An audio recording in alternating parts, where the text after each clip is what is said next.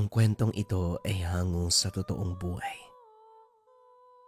Mula ito sa isa nating kabayan na itago na lamang natin sa pangalang Magno, taong 1993, Negros. Sa liblib na bahagi ng bayan kung saan malawak na kagubatan at bulubundukin ang matatanaw, makikita ang kubo ni Magno. Mag-isang binubuhay ang kambal na anak. Ilang taon na rin ang lumipas magmula nang pumanaw ang asawa. Siya ang naiwan para alagaan ang mga ito. Gusto sanang humingi ng tulong sa biyanan, pero may pag-aalangan dahil hindi magkasundo. Simple lamang ang pamumuhay. Pamumutol ng kahoy na binebenta sa tablerya. Kasama ang 4 na taong gulang na mga anak. Saan man magpunta. Dahil hindi pwedeng maiwan sa tahanan ng sila lang. Walang malapit na kapitbahay, kung kaya't walang mapagbibilinan. Lumaking malusog ang mga bata. Kahit na minsan sabaw ng senaing lamang ang iniinom sa mga panahon na nauubusan ng gatas. Inuuna niya ang mga ito para lang hindi magutom. Kumpleto sa bakuna at iba pang papeles. Kahit ilang oras lalakarin marating lamang ang bayan. Hindi magastos. Sinanay na rin ang sarili sa pagtitipid kung kaya't may naiipon kahit papano. Sa paglipas ng panahon, napansin ni Magno na merong kakaiba sa balat ng isa sa kambal. Natutuyot. Lumilikha na parang kaliskis ng ahas. Namumula din ito at panay ang kamot ng bata. Nung una inisip na baka nagkataon lang na nangangati. Sunod-sunod din ang pagsama ng mga bata sa kakahuyan kung saan siya namumutol ng puno. Hindi maiwasang maglaro ng mga ito at panay pitas ng kung ano-anong dahon. Kagad hinugasan ng tubig ang bahagi para mawala ang kate. Gumana naman ang pamamaraang ito. Ang problema, hindi lang isa kundi ang magkambal na ang nakaranas ng ganong karamdaman sa paglipas ng mga araw. Ang isa ay nangangati na rin, salitan sa pagsumpong, at kapag nangyayari hindi matigil sa pag-iyak. Wala siyang alam sa gamutan, hindi kilala ang mga lamang gamot na pwedeng ipanglunas. Ang nagawa lamang, patahanin ang mga anak. Matatahimik din naman pero ilang oras pa ang dadaan. Nang mga sumunod na araw lumala ang karamdaman, nangihina ang mga bata, namamaga ang balat, klarong-klaro ang kaliskis ng ahas. Pansamantalang huminto sa pagtatrabaho, lahat ng naipong pera ay hinugot mula sa alkansya sa paghahanap ng manggagamot. Ilang araw din ang paglalakbay bago nakatagpo. Kagad silang inasikaso. Duda pa si Magno dahil sa dami ng nakapila sa labas. Siya pa ang inuna. Naglabas ng pera si Mang Magno na siyang pumukaw sa atensyon ng manggagamot. Tinitigang mabuti ni Magno ang pamamaraan. Nakampante ng makitang maayos. Nagpakulo ng samot-saring dahon at saka pinainom sa mga bata. Sinuri ang balat. May kung anong likidong pinahid. Inihipan pa ng salita. Pinagpahinga ang kambal pagkatapos. Siya naman ang binalingan ng pansin. Iyo, etong mga anak mo, hindi normal na karamdaman ang iniinda. Sa katunayan, hindi nga dapat danasin ng tao yan eh. Depende na lang kung gustong paglaruan ang buhay nila. Wika ng manggagamot. Si Perto. Bakit naman ho? Ano bang ibig niyong sabihin? Anong depende kung paglalaroan ang buhay nila? Kung titignan mabuti ang mga sugat nila, biktima sila ng barang. Sa tanang buhay ko bilang manggagamot, sila ang pinakabatang pasyente ko sa barang. Matanong ko lang, mahilig ka bang mangialam sa buhay ng may buhay? Ganito kasi madalas ang rason kung bakit nababarang ang tao eh. May kasalanan. pinaghihigantihan sa pamamagitan ng barang. Natahimik si Mang Magno at nag-isip. Kagad ding sumagot dahil walang maalalang nakaaway o nakasagutan. Ang ruta ng buhay. Tahanan, trabaho, tahanan at trabaho lamang. Ni hindi magawang makipag-usap sa mga kakilalang nakakasalubong sa daan. Wala po talaga akong matandaan, Manong. Hindi po kaya nagkamali lang. Ibig sa ibang tao, saan ako tumama ang barang? Posible ho ba ang ganon? Mangmangang mambabarang kung ganyan. Kumamalasin posibleng aksidente ang lahat. Pero hindi sa sitwasyong ito. Mailalagay natin sa hanay na mataas na uri ng barang. Kaya iba yung pag-iingat ang proseso ng ritual, maging sa taong papatamaan. Sa hinuwa ko, meron kang naapakang tao o hindi kaya baka asawa mo. Hindi lang matandaan o baka naman, pwedeng napagdiskitan ka lang kahit wala kang ginagawang mali. Pwedeng dahil sa inggit. Ganun kasimple. Nagulantang ang mundo ni Magno. Hindi inasahang magriresulta sa ganito ang inakalang simpleng karamdaman ng mga anak. Binigyan siya ng gamot ni Perto. Nang mahimasmasa ng kambal, binaybay na ang daan pauwi. Sa paglipas ng mga araw, inatupag ni Magno ang mga bata. Alagang-alaga, asikasong-asikaso. Pinapainom ng gamot sa tamang oras. Ang sabi ng manggagamot, kapag naubos at wala nang iniinda ang kambal, senyales na tuluyang kumalas ang sumpa ng barang. Sinigurado nito na mabisa ang gamot at matatanggal ang anumang kumapit sa pasyente. Bagay na totoo naman. Sa kabutihang palad, pagkaubos ng gamot ay bumuti ang kalagayan ng mga bata. Pansamantalang kumuha ng tagapagbantay para makabalik sa pagtatrabaho. May natira pang ipon na pwedeng isuhol. Ilang araw din ang kontrata. Si Manang Belen ang kinuha. Matagal na itong kakilala ng yumaong asawa. Siguradong mapagkakatiwalaan. At upang hindi malayo ang lalakbayin, siya mismo ang nagdadala sa mga bata sa tahanan nito.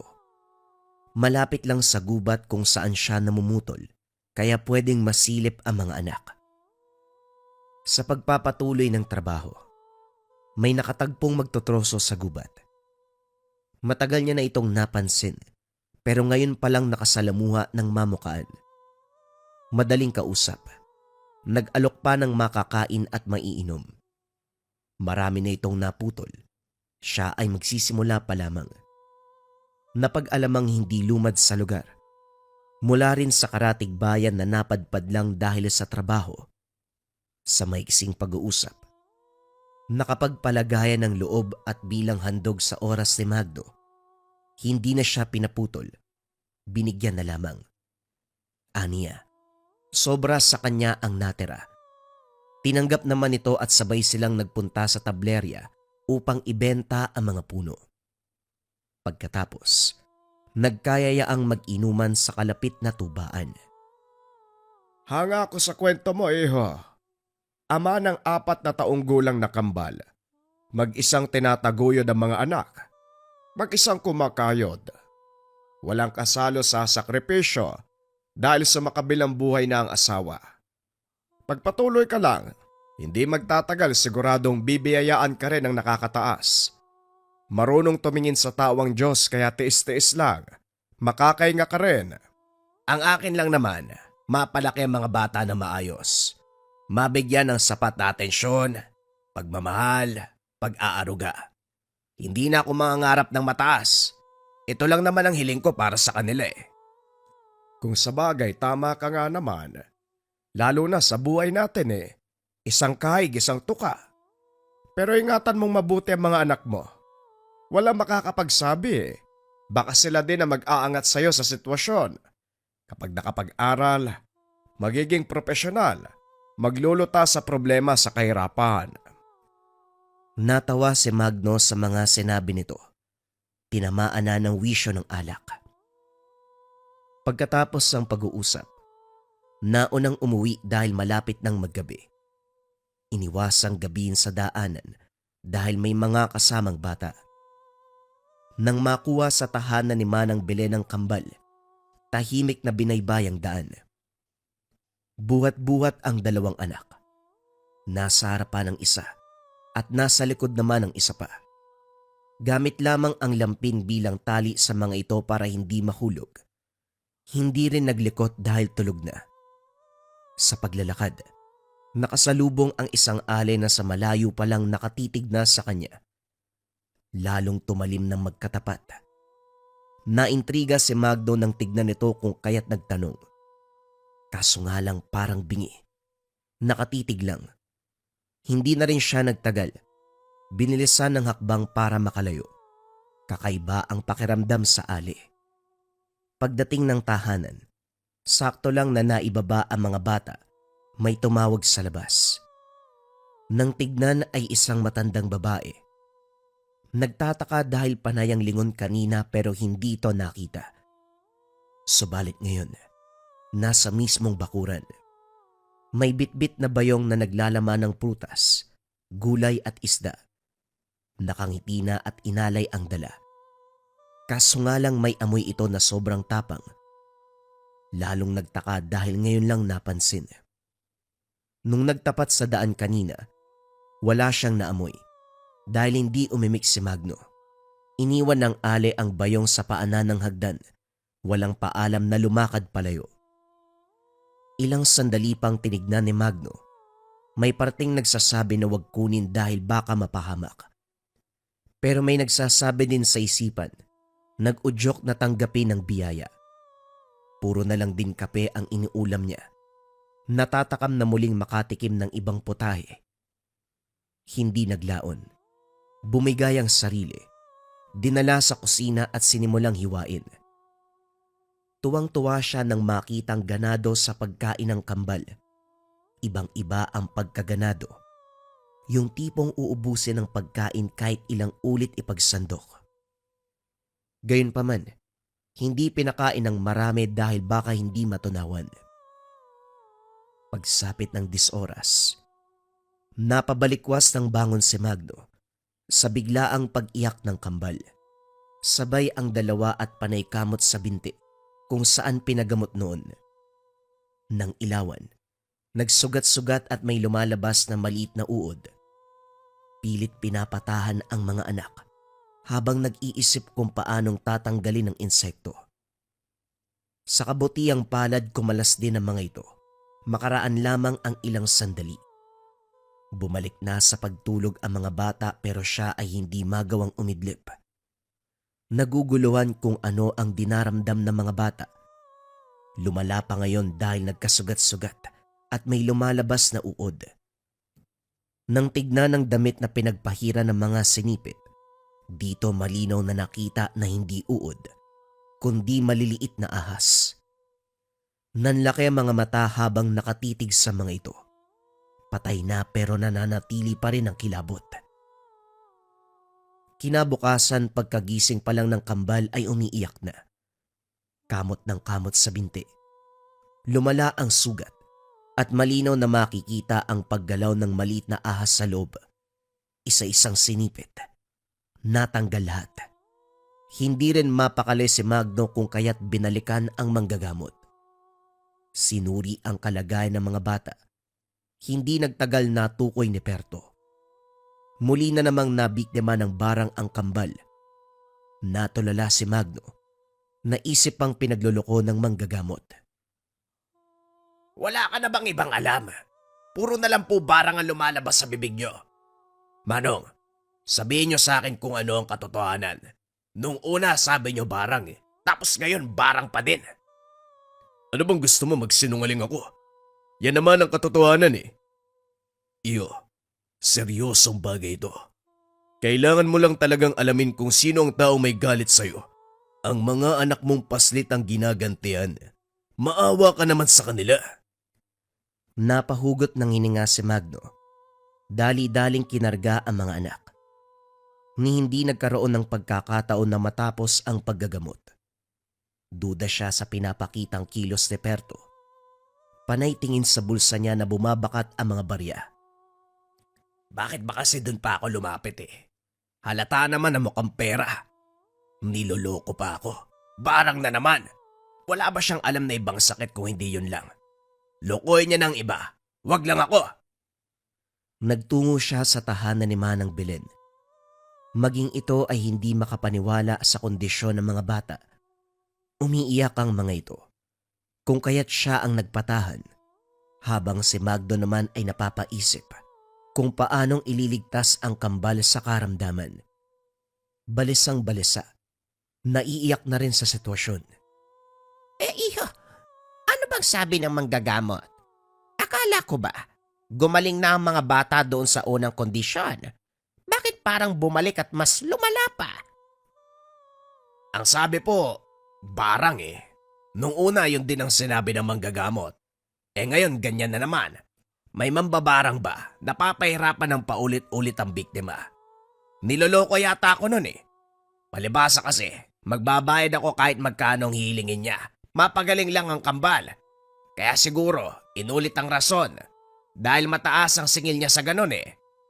Ikaw po ba, Manang? Ano sa tingin niyo ang sitwasyon ng mga anak ko? Dumako ang tingin ni Mang Belen sa binti ng mga bata. Nanlaki ang mga mata nang makitang gumagalaw ang maliit na ahas. Dahil dito, walang pagdadalawang isip na tumugon. Barang nga, walang ordinaryong sakit. Nalalabasan ng ahas o anumang bagay sa sugat. Magno, tama ang manggagamot. Barang nga yan. Natahimik si Magno. Hindi alam kung ano ang magiging reaksyon. Sa puntong ito, hindi siya nag-iisa dahil handang tumulong ang matanda sa pag-aaruga ng kambal. Ngayon na iniinda ang pasakit ng barang. Inutusan siya ni Manang Belen na magtungo sa isang lugar kung saan matatagpuan ang biyasang manggagamot. Hindi siya makapaniwala nang bumungad si Mang Ruben matapos katukin ng pintuan.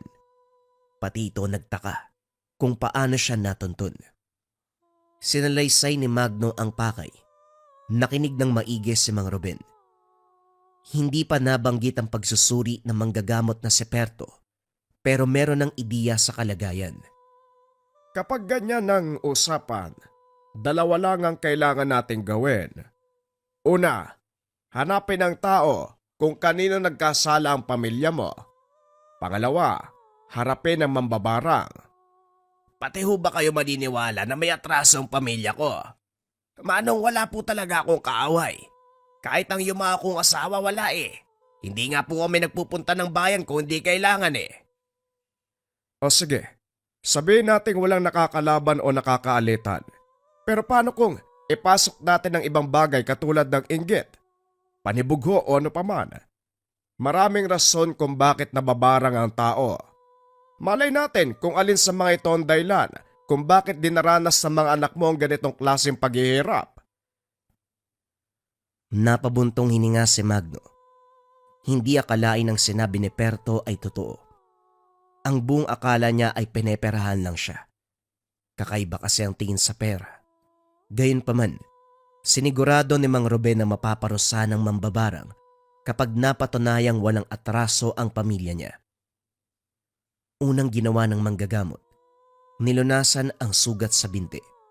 Mahabang proseso rin ang aabutin, ilang araw bago matapos. Bawal madaliin ang ganyang proseso. Dahil kapag nagkataon, pwedeng mag-iwan ng kamandag ang mga ahas na siyang papatay sa mga anak mo. Papainumin ko ng gamot para sa oras na isa-isahin kong aalisin ang mga ito, hindi makakaramdam ng sakit. Maigi pang magpakulo ka ng tubig. Sisimulan ko na rin ang paghahanda ng mga gamit. Katuwang ni Magno si Manang Belen. Sumama na rin sa kanila ang matanda para umalalay. Mainam na rin ang ganito para mas maraming makapag-isip ng mga bagay-bagay.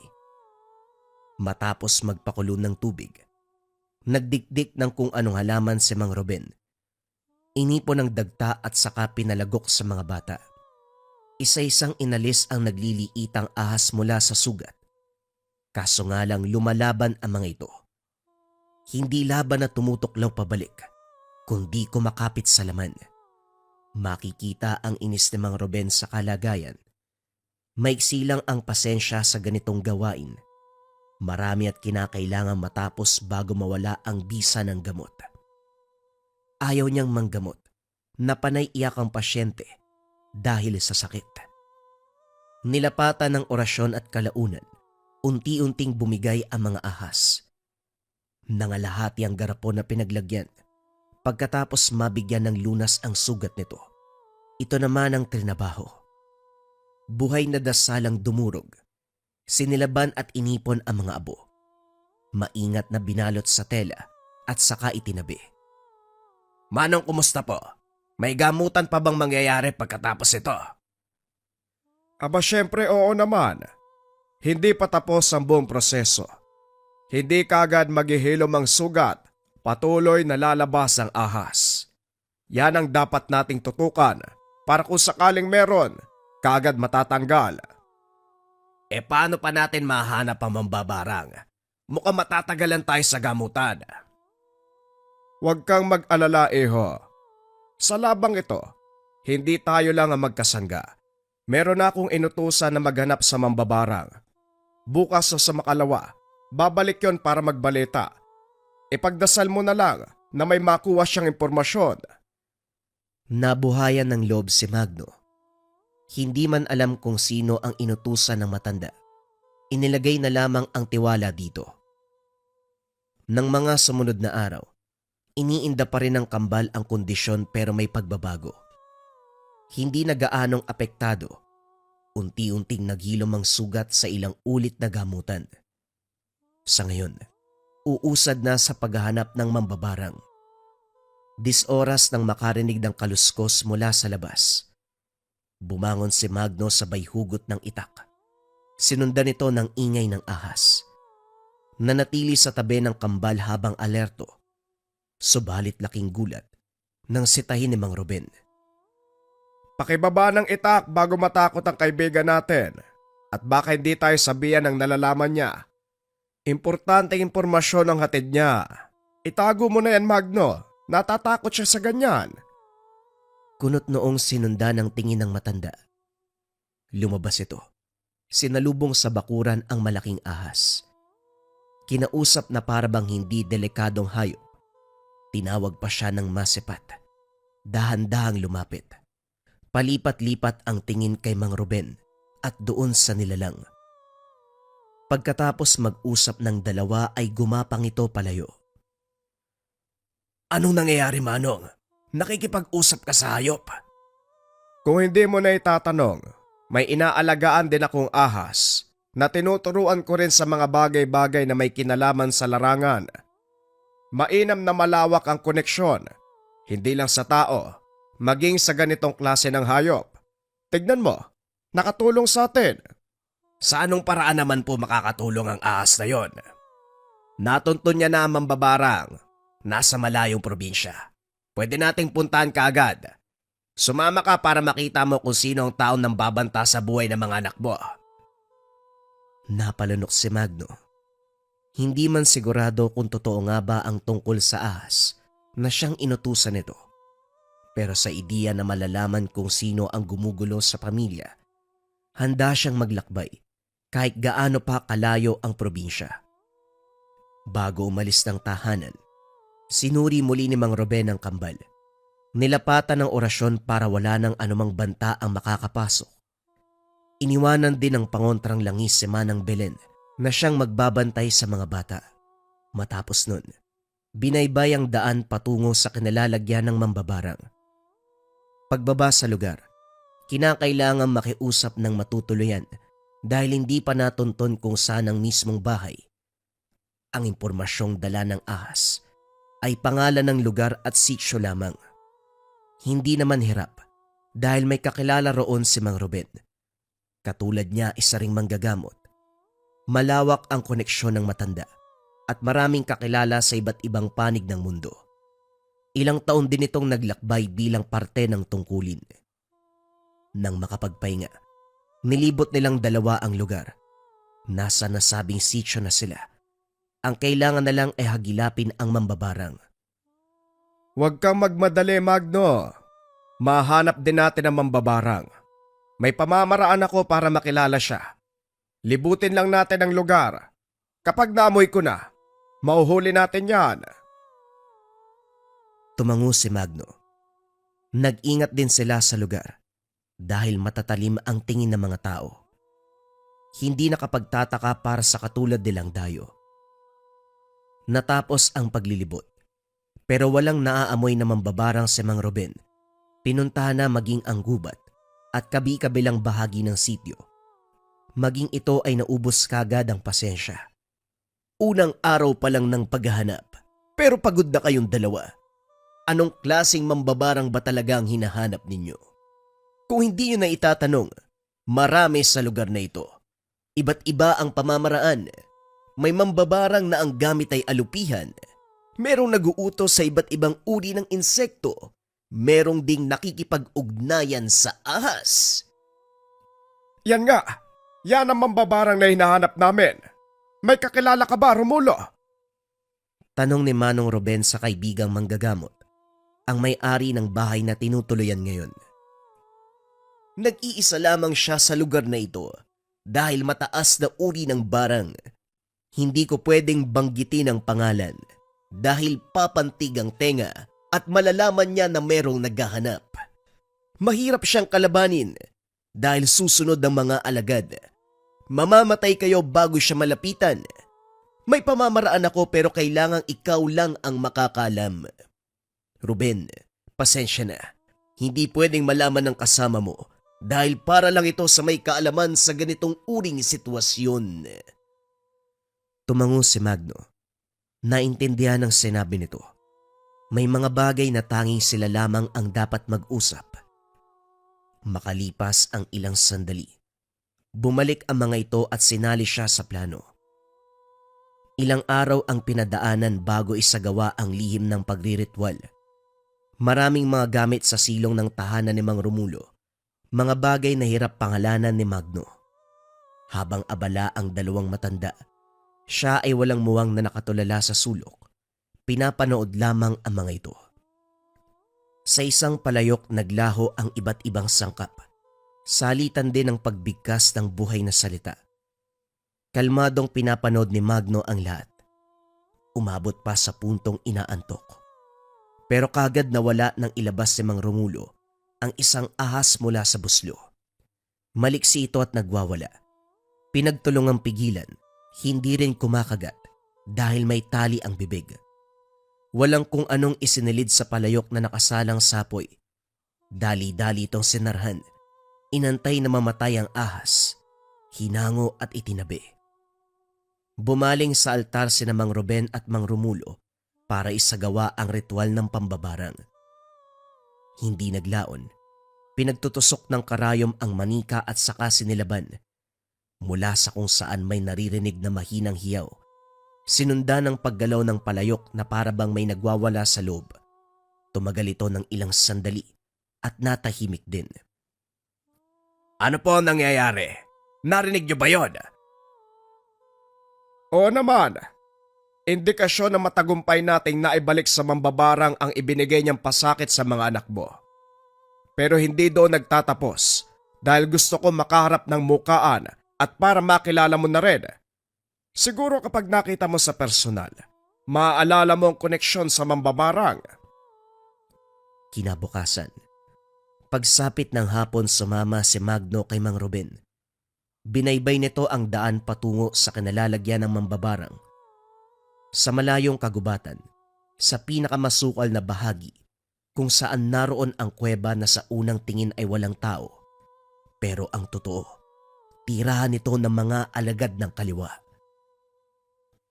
Pagpasok bumungad kagad ang grupo ng ahas. Dali-daling umatras si Magno, pero si Mang Ruben ay parang wala lang. Dinaanan ang mga ito. Pasimpleng tinaga ng itak at saka inapakan sa ulo. Pagkatapos, naabutan sa loob ang isang matanda. Nakaratay, nakabalot ang buong katawan. Nang maramdaman nito ang kanilang presensya, dahan-dahang bumangon, nakaupo sa gilid ng papag, hindi nag-abalang lumingon. Kahit pala magtago sa liblib na bahagi, nahanap pa rin. Aba syempre naman, kahit magtago ka pa sa tumbong ng demonyo, matatagpuan pa rin kita. Walang yaka. Maging inosenteng mga bata dinadami mo sa kalokohan mo. Ano nga bang dahilan mo sa pambabarang sa kanila? Lumapit si Magno para makilala ang matanda. Naghintay kung kailan ito ilalantad ang sarili. Kung yan ang tanong mo, sasagutin ko. Wala rin akong kawala dahil pati ang kakayahan ko tinanggal mo. Tumayo ito at saka humarap. Nanlaki ang mga mata ni Magno nang makilala ang matanda. Walang iba kung hindi ang kapatid sa ama ng yumaong asawa. Kung tutuusin, mas matanda ito ng 20 taon na dati ring nagkagusto kay Ruben. Pormal ang pag-uusap ng dalawa nung araw at nilinaw na imposibleng sila ang magkatuluyan. Matapos nun ay umalis sa lugar ang babae. Wala nang balita hanggang dumating ang puntong ito. Gloria, nagawa mong barangin ang mga anak ko. Ano bang ginawa nila sa'yo? Wala kang puso! Hindi mangyayari ang bagay na yan kung hindi mo pinili ang kapatid ko. Huwag mo kong sisihin dahil kasalanan mo ang latang yan. Kung ako ang pinili mo, edi sana matiwasay ang buhay mo. Ngayon mas masasabi ko na tama ang aking pagpapasya na kapatid mo ang pinili ko. Maaring maganda kang tignan sa labas, pero demonyong ugali mo. Ako mismo ang papatay sa'yo. Dali-daling kumilos si Magno. Kagad kinuha ang itak kay Mang Ruben. Nabulag si Magno ng galit. Walang pasabing tinaga ang matanda. Paulit-ulit ang pagtaga niya hanggang sa umandusay. Inagaw ang itak bago pa maging pino ang katawan. Malalim na hininga ang nahugot ni Mang Ruben. Napailamos pa ng muka. Nako naman, Eho. Masyado ka nagpadala sa galit. Inaral ko pa naman yung mga orasyon na binigay ni paring Romulo para matapatan ang mambabarang na yan, pero ito ka, pinatay mo. Direkta pa sa ulo. Pati sa puso tinaga mo. Sigurado ka ba talaga makakaganti ka? Pagkatapos nito, si Mang Romulo ang umako sa pag-aasikaso ng bangkay ni Gloria. Ito na ang gumawa ng paraan sa paggawa ng kwento kung paanong humantong sa ganon ng babae. Si Mang Ruben at Magno, dali-daling umalis ng lugar, alinsunod sa utos si Mang Romulo. Umuwi si Magno, niyakap ang mga anak, na ilang araw iniwan sa piling ni Manang Belen. Malusog na ang mga ito, wala nang iniinda. Pinasuri muli kay Mang Ruben, nang makumpirmang ligtas na sa barang, bumalik na sa mismong tahanan. Pagkatapos ng insidente, napahugot ng malalim na hininga si Magno matapos mabalikan ng nakaraan. Hindi akalain na magiging ganito ang takbo ng buhay dahil sa pag-ibig na tinanggihan. Aminado siyang dalisay ang pagmamahal ni Gloria noon, pero hindi mapipilit ang puso na nakalaan sa kapatid nito na siyang pinakasalan niya at ina ng kambal. Dahil dito nadamay pa ang mga anak.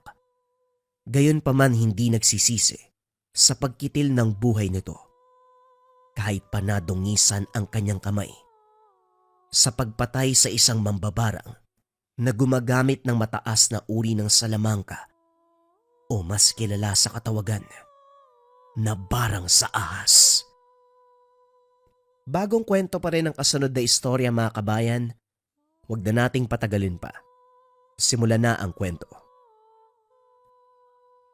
Ang kwentong ito ay hango sa totoong buhay.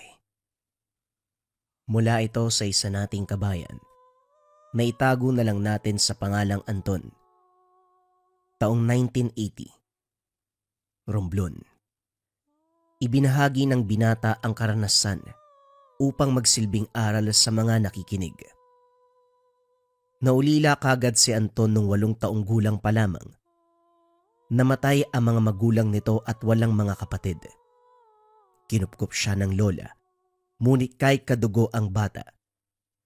Ni minsan hindi nagawang tratuin nito ng may pagmamahal ayon sa matanda. Ito ang sinisisi sa pagkamatay ng anak nito, mga magulang ni Anton. Bagamat hindi sinabi kung ano nga ba ang dahilan ng pagkawala, ang alam lang ng batang Anton, siya ang punot dulo. Dahil sa kaganapan, hindi maiwasang mapariwara ng binata. Natuto itong wag pumasok, magbisyo at gumawa ng krimen. Gayunpaman, tila wala pa rin pakialam ang lola nito. Kahit 10 oras na ng gabi umuwi si Anton, hindi siya pinagagalitan ng matanda. Parang kahit anong mangyari ay wala lang sa lola. Kinaiinggitan nito ng mga kabarkada ni Anton. Mabuti pa daw ang binata. Walang mga magulang na sumusuway o nagagalit sa kanya. Ngunit ganun pa man, hindi maiwasang malungkot ni Anton na walang nag-aalala sa kalagayan nito.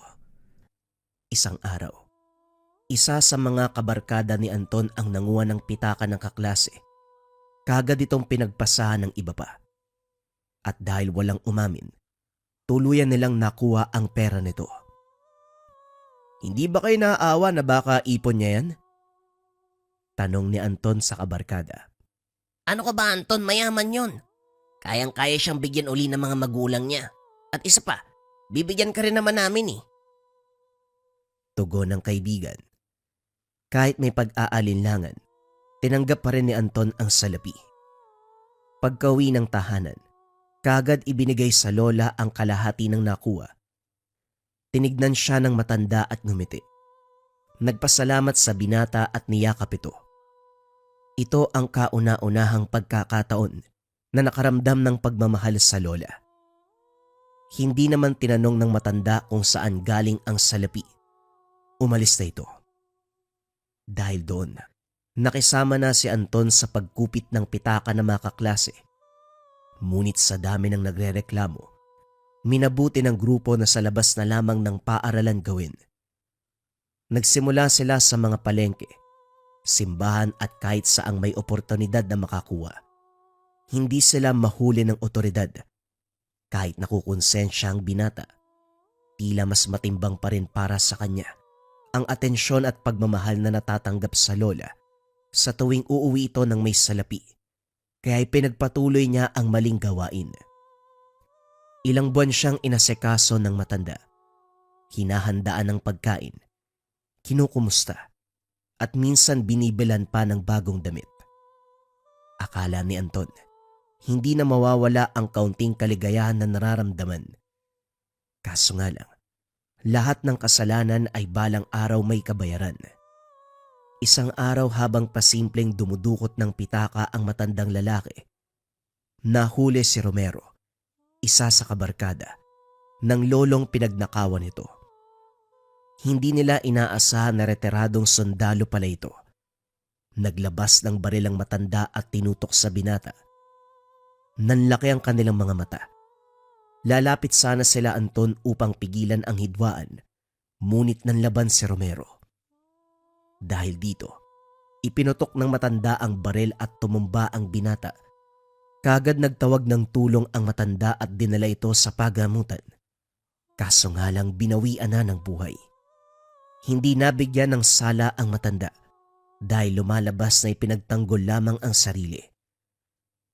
Nagkaroon ng lamat ang grupo dahil sa nangyari. Ang iba ay humiwalay upang hindi na madawit sa mga susunod na krimen. Ngunit ang iba na katulad ni Anton ay nanatili sa gawain. Palipat-lipat ng bayan si Anton upang maganap na mga bibiktimahin. Kaso nga lang, dahil madalas na itong ginagawa, ilan sa mga residente na ang nakakapansin at namumukaan na siya.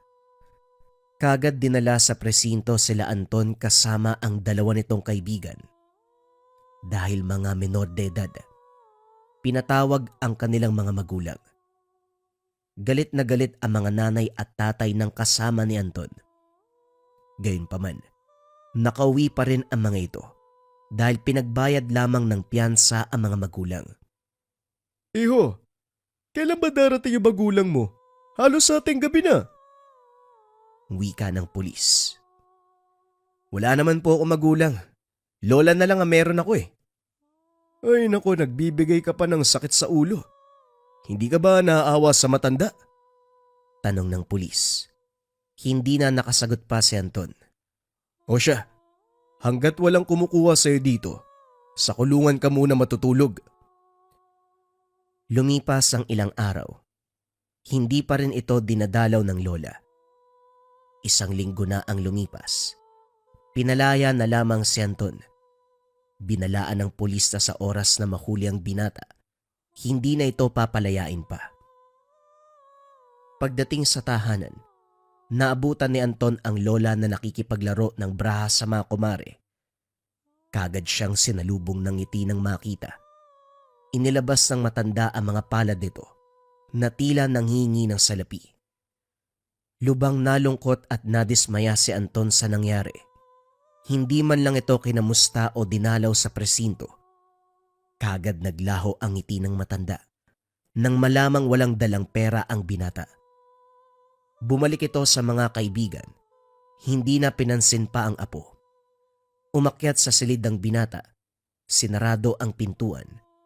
Hindi na napigilang maluwa ni Anton sa ginawa ng kanyang lola. Hindi niya maintindihan kung bakit gano'n na lamang ang buhay nito. Nagpatuloy ang panlalamig ng lola kay Anton. Nagsubok namang maghanap ng trabaho si Anton. Ngunit dahil hindi pa ito nakakapagtapos, walang lugar na tumatanggap sa kanya. Sinubukan ding mangingi ng tulong sa mga dating kaibigan. Ngunit dahil wala itong kakayahang magbayad, alam nila, hindi kayang bayaran ni Anton kung sakaling pahihiramin nila ito ng pera. Tuluyang tumigil sa pag-aaral si Anton. Ito noon ang oras sa paghahanap ng mapagkakakitaan. Ngunit marami nang nakakakilala sa pagmumukha ng binata, kaya naman hindi pinagkatiwalaan. Isang araw, habang naglilibot sa palengke, merong ginang na nawalan ng pitaka sa dagsaan ng mga tao. Kagad pinagbintangan si Anton bagamat hindi ito ang salarin. Kailan ka ba titino, iho? Pinagbigyan na kita noon eh. Huwag mo naman akong gawing mangmang. Pinagsisisihan ko na pinalaya pa kita eh. Hindi nga po ko yun, maniwala kayo. Wala naman akong ginawang masama eh. At sa tingin mo, bakit ako maniniwala sa isang kriminal? Oho, hindi ako perpekto at nagnakaw ako noon. Pero hindi ako nagsisinungaling ngayon. Hindi mo ba alam na kapatid ng sinungaling ang isang magnanakaw? Iisa lang yan. Hindi na sumagot pa si Anton. Alam niyang wala siyang kredibilidad upang patunayan na hindi nga ito ang nagnakaw kanina sa palengke. Tumayo na lamang ito at inilabas ang mga kamay. Tila sumusuko na sa mga pulis. Isisilid na sana sa selda si Anton nang biglang dumating ang kabaro nito. Nahuli na namin yung nagnakaw kanina. Wika ng isa pang pulis. Paano niyo naman nasabi na yan nga nagnakaw? Hindi itong binatang to. Eto ang ebidensya. Nasa bulsa pa niya yung pitaka nung ginang kanina. Palayain mo na yung batang yan, Rico. Hindi siyang salarin ngayon. Sabihin mo nga sa akin, bakit pumayag ka na ikulong na lang? Kahit anong sabihin ko, hindi naman kayo maniniwala sa akin. Anong laban ko sa inyo? Bukod sa wala akong kredibilidad, wala rin naman maghahanap sa akin kung sakaling ikulong niyo ko. Naawa si Rico sa binata ng mga panong iyon. Wari nito, napariwala lamang ang binata dahil wala itong gabay at hindi pa huli ang lahat upang maibalik ito sa tamang landas. Akala ni Anton, matapos asikasuin ni Rico ang mga papeles, makakalaya at makakauwi na ito. Oh, saan ka pupunta? Teka, sandali po. Sa selda ba ako uli matutulog? Ano ka ba? Ang mga katulad mo, dapat maibigay sa tamang kinaukulan. Halata namang kulang ka lang sa gabay, kaya pinalista kita sa tamang programang makakatulong sa'yo. Matapos ng kaganapan, dinala sa institusyon si Anton. Halos 2 buwan itong nawala. Maraming natutunan at kahit papano, unti-unting nagbago si Anton. Pagkatapos ng programa, nagpasalamat si Anton kay Pulis Rico dahil sa tulong nito. Kahit papano nagkaroon ng gabay sa buhay. 18 years old si Anton nang mangyari ang lahat ng ito. Kahit papano, unti-unti na ring nagtiwala ang bayan sa binata. Kitang-kita naman ang pagbabago nito. Dahan-dahang nagkaroon ng panibagong buhay si Anton. Kahit papano, nakakapagbigay na ng pera si Anton sa lola. Kahit papano, may pakialam na itong muli sa binata. Bagamat nalulungkot, mas mabuti na ito kaysa sa wala. Isang araw, tinamaan ng matinding lagnat si Anton, kaya naman hindi ito nakapasok sa pinagtatrabahuan. Halos 2 linggo itong hindi makabangon, kaya't laking pangamba nito na hindi na mabibigyan pa ng salapi ang lola. Nung una, inaalagaan pa siya ng matanda. Gusto nitong gumaling kagad ang apo upang makabalik kagad sa trabaho. Ngunit nang mapagtantong hindi ito gagaling, iniwanan na lamang niya si Anton upang sumama sa mga kumare. Bagamat may sakit, tila nadurog ang puso ni Anton nang marinig niya kung paanong maliitin at insultuin siya ng kaisa-isang kadugo dahil hindi makapagbigay. Ang sabi ng matanda, wala itong silbi at hahayaan na lamang mamatay. Napaluwa si Anton, kaya nagsumikap itong labanan ang karamdaman. Bagamat hindi pa tuluyang maayos ang pakiramdam, pumasok sa trabaho si Anton upang kumita muli. Mabuti na lang, may malasakit ang mga kasama nito, kaya kahit papano naging maayos ang karamdaman. Habang nagbubuhat ng mga sako, napag-isipan ni Anton na dumaan sa isang masukal na lugar. Wari nito, mas mapapabilis ang lakbay kung sakaling lumusot ito sa lagusan. Bagamat masikip, masukal at medyo madilim ang daan, bukod pa sa mabigat ang bitbit, pinilit ni Anton na tawirin ang gubat na dinadaanan. Unti-unti nang dumilim ang kapaligiran, doon napagtanto ng binatang naligaw na ito. Wala itong dalang lampara o kahit anong maaaring pagkuna ng ilaw. Kinakabahan na si Anton dahil maaaring pagbintangan siyang ninakaw ang daladalang sako para sa mga pinagtatrabahuan. Nagpatuloy sa paglalakad ang binata, kaso nga lang hindi naging madali. Nakakarinig ng kaluskos, ingay, at kung ano-ano pa si Anton sa paligid. Hindi niya napigilang madapa. Matisod pa paminsan-minsan, lalo na't kinakapa lamang nito ang paligid. Tumigil na muna ang binata sa paglalakad. Napagtanto nito, lalo siyang maliligaw dahil hindi makita ang daan. Umupo na lamang ito sa tabi, nanalig na magiging maayos din ang lahat. Halos ilang oras pa lang ang nakakalipas. Kagad nagising si Anton nang makarinig ng isang napakalakas na lagabog. Hinanap nito ang pinagmula ng ingay, ngunit madilim pa rin ang kapaligiran. Niyakap na lamang ng binata ang sakong bitbit at muling nanalangin na sana'y walang peligro o mabangis na hayop sa paligid. Matapos nun, hindi na nakatulog pa si Anton. Hindi niya maalis sa pakiramdam na tila may mga matang nakatingin sa kanya.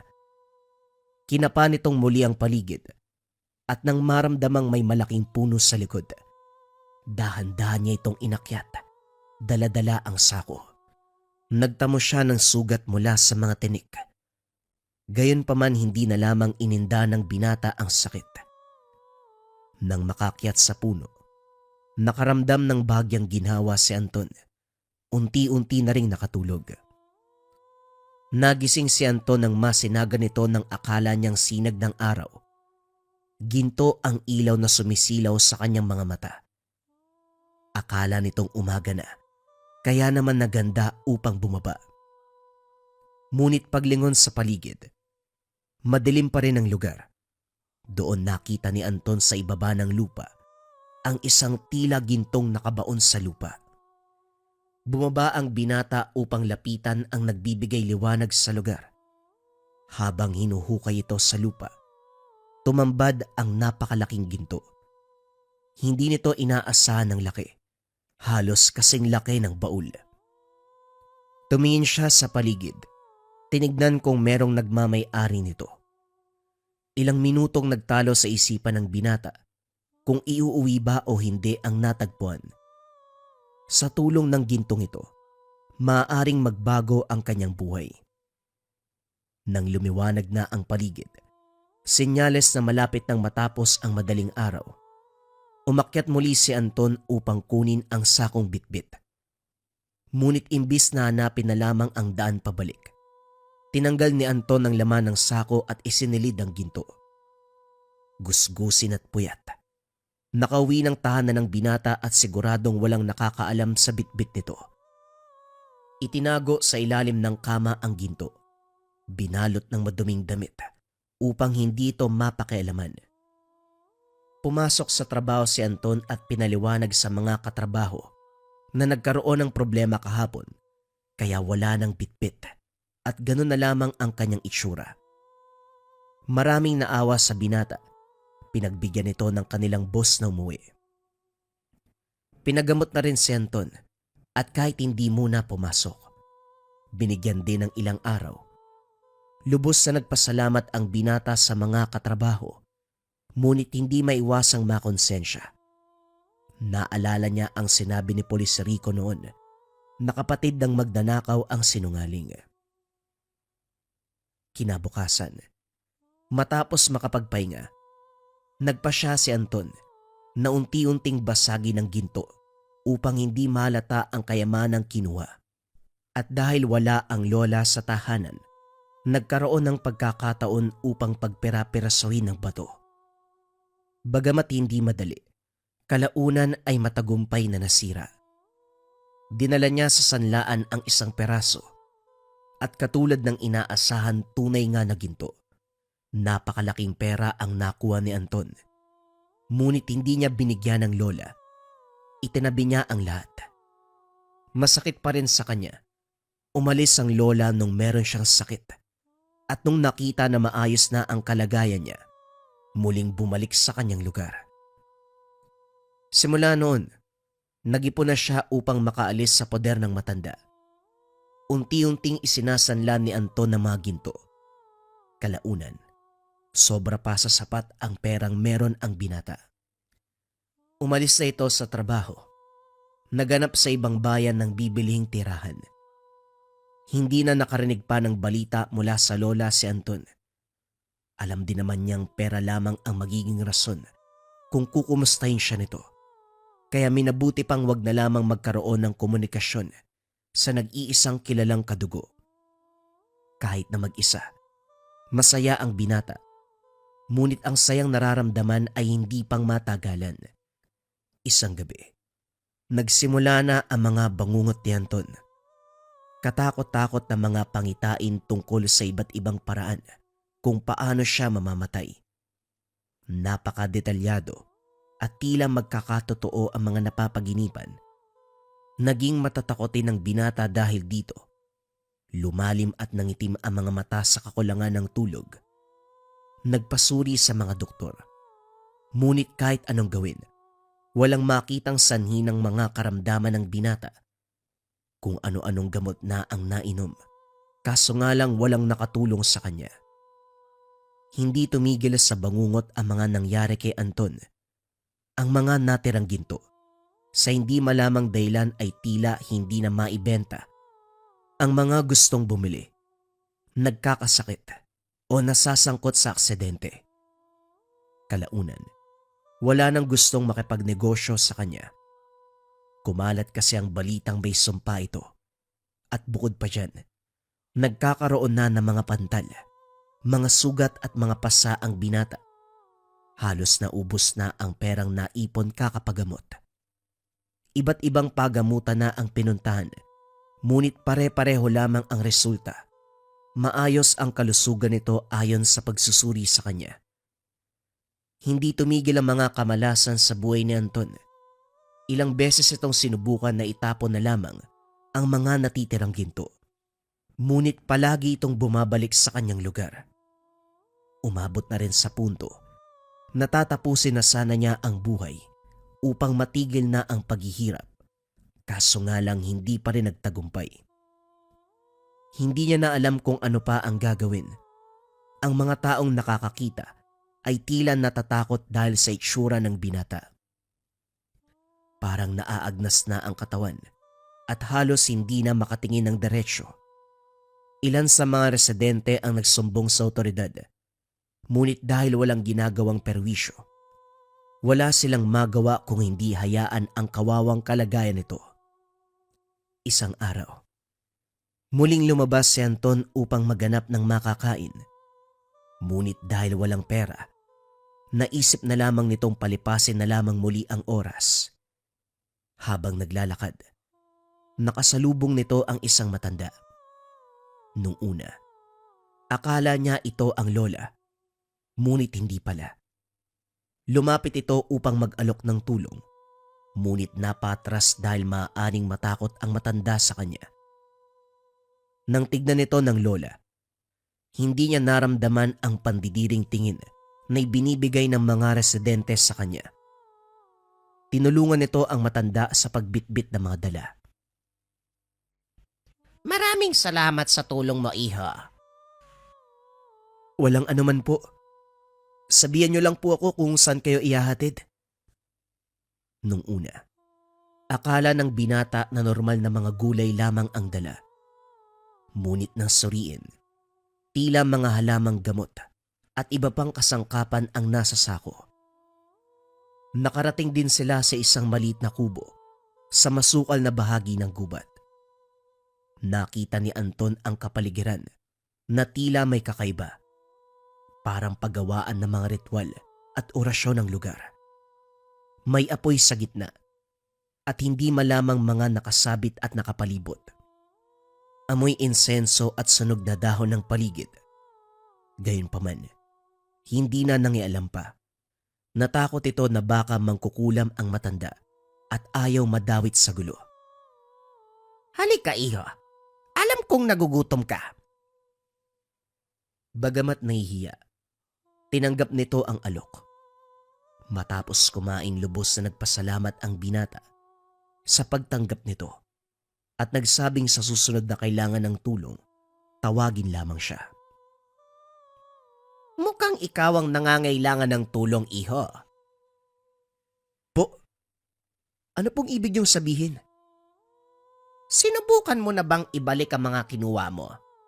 Alam kong sumpa lamang ang nangyayari sa'yo. Kahit hindi sumagot, alam na ni Lola Ria kung ano ang nangyayari. Lumabas sa bakuran at naganda ng mga kasangkapan. Naglabas din ito ng libro na puro orasyon at nagsindi ng apoy. Kagad tinanong ni Anton kung ano ang ginagawa nito. Sandali lang po. Wala po akong pambayad para... Makinig ka. Hindi naman kita sinisingil, ah. Hindi makapaniwala si Anton na merong handang tumulong sa kanya kahit walang kapalit. Hindi niya maiwasang maluha. Mapangiti dahil dito. Tumayo si Anton upang tulungan din si Lola Ria. Nagsindi ng mga sangkap, magsunog ng halamang gamot at sambitin ang mga orasyon. Nalaman ni Lola Ria na isang duwendeng itim ang nagmamay-ari ng gintong kinuha ng binata. Dahil sa pagbenta mo sa mga ginto, hindi na ito tatanggapin pa ng itim na duwende. Tanging buhay mo na ang gusto niyang kunin. Ano po? Paano po kapag merong paraan? Ibabalik ko po yung parehong halaga. Parehong halaga ng gintong nakuha ko sa kanya. Hindi na, iho. Ibang magalit ang itim na duwende. Hustisya ang gusto nito at ang dugo mo ang gusto niyang kabayaran. Kung ganun ho, hayaan ko na lang. Wala naman na akong pamilya. Wala namang maghahanap sa akin eh. Maraming salamat po ni Lola Ria sa tulong mo. Wika ni Anton. Umalis na ito. Lubhang nag-alala ang matanda. Ngunit hindi niya pinigilang umalis ang binata. Hinanap niya ang lugar kung saan natagpuan ang ginto. Naroon pa rin ang hukay. Maging ang mga laman ng sakong iniwan noon. Tila walang oras na lumipas sa lugar. Lumod si Anton at taimtim na nangingi ng tawad.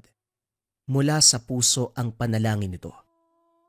Handa niyang tanggapin ang paghiganting gusto ng itim na duwende upang pagbayaran ang kasalanan. Matapos nun, umalis na si Anton at nanatili na lamang sa tahanan.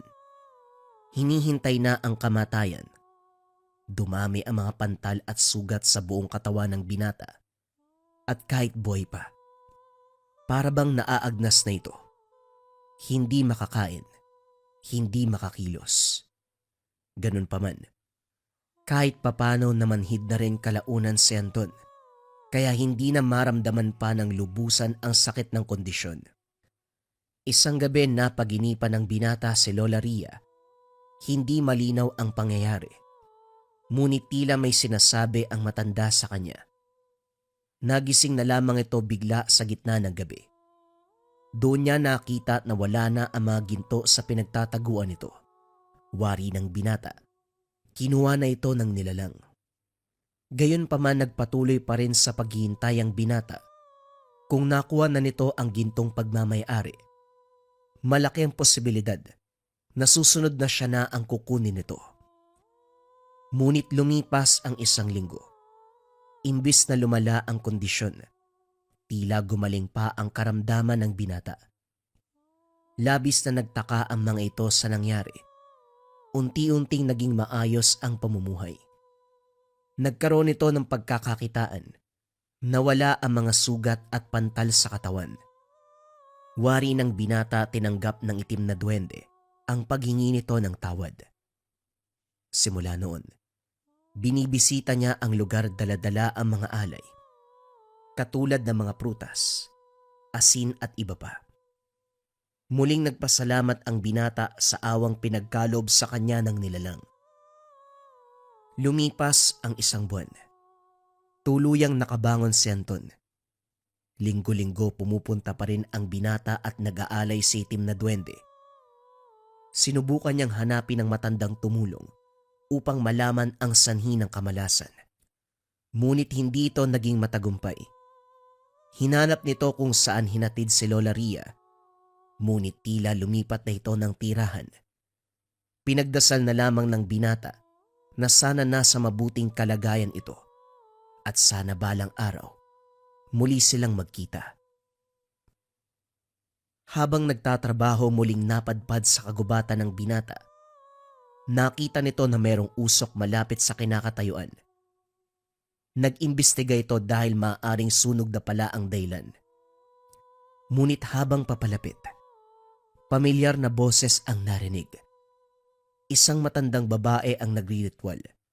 Nagsasalita ng ibang lengguwahe. Naglalagay ng kasangkapan sa isang baul. Labis na tuwa ang naramdaman ni Anton. Sa wakas nakita muli ang matanda.